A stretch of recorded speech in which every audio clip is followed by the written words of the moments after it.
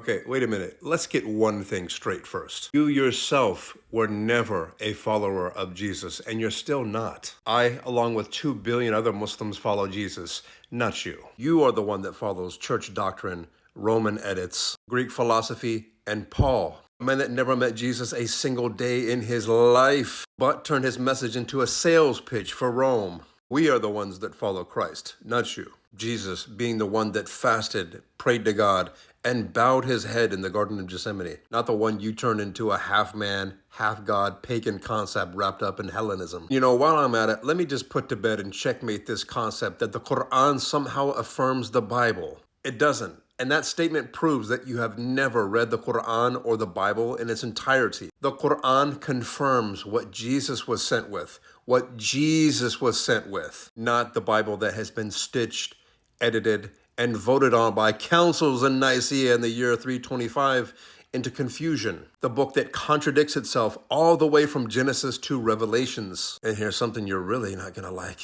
You ever wonder why Christians never memorize the Bible? While on the other hand, there are 20 million Muslims living today, including 7-year-old children that have memorized the Quran from cover to cover. The answer is simple. How can you memorize something that is constantly changing? We got 7-year-old children in Senegal that can read the Quran from memory, from cover to cover, while you, a grown man, cannot recite from memory the first 10 verses of Genesis. And you and I both know that you yourself have never read the Bible in its entirety. You read the Bible when somebody dies in your family or your life falls apart.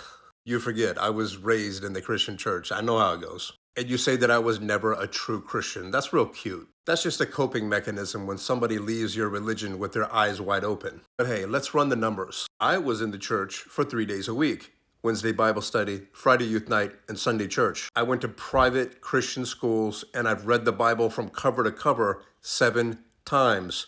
3 of those times being a Muslim. Why do you think I know the Bible so much and you don't? How many times have you read the Bible? You got halfway through Matthew and then you got bored, right? The truth is, when someone walks away from contradictions, from man worship, from mythology, you can't handle it, so you cope. And you also can't handle that 70% of all people that convert to Islam come from Christianity. So you cope and you say, you were never a Christian. I, as a Muslim, am way more of a Christian than you will ever be. Again, we are the followers of Jesus, not you. You are the followers of Paul, remember? Watch my other videos. And let's get to this Allah as a moon god thing. I've addressed it many times, but here we go. That's not scholarship. That is straight desperation. You got that from ex-Muslim blogs, right? And from Islamophobes that couldn't even finish half a semester of Arabic grammar, right? You want to talk about the Bible? You believe God wrestled a man and lost. You believe Jesus cursed a fig tree. You believe God called out to God, why hast thou forsaken me?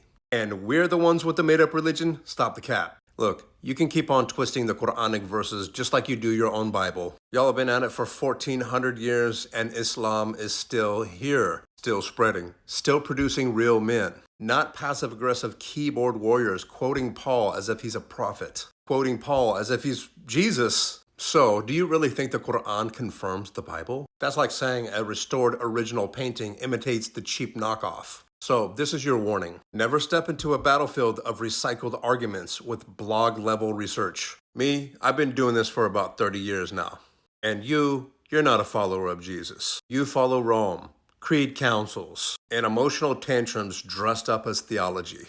I follow Jesus that will come back and break your cross. And on that day, he won't be on your side. Bye.